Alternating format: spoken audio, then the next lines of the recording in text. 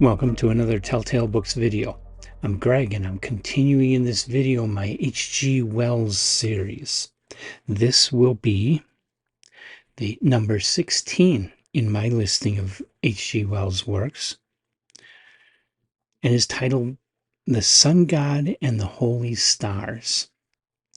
Now this is one of those essays that I keep coming across from the early writings by H.G. Wells book, which collects together a lot of his very early essays that he wrote for the magazines. At this time, he wasn't writing much fiction yet. After this essay, I will start getting into a whole run of fiction stories that he published. But there will still be other essays to come in the future going through his bibliography. This one was published, I'm not sure where, but was published on February 24th of 1894. And I had one other essay. The last essay I did was a book review. This one again turns out to be a book review.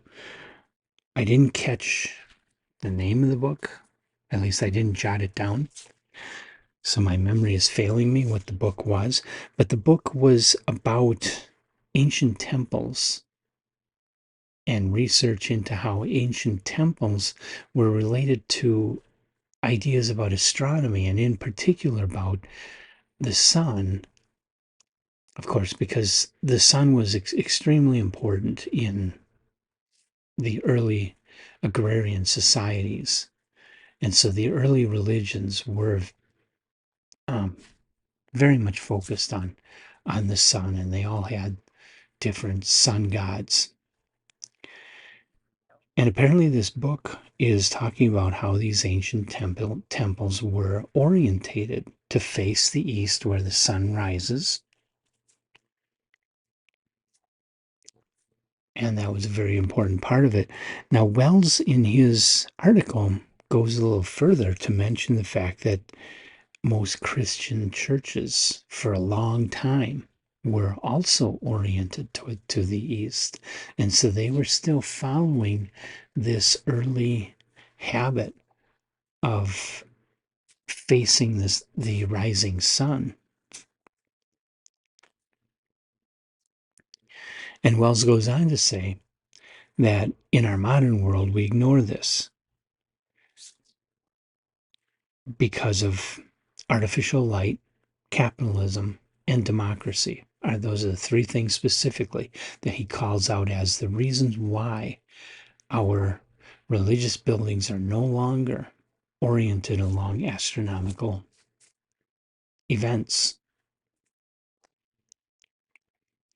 So, very short essay, doesn't get too much deeper than that, but raises a lot of interesting ideas here about how religion is driven by astronomy and by nature, and how that even crossed over into Christianity.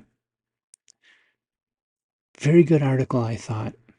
Worth your time reading.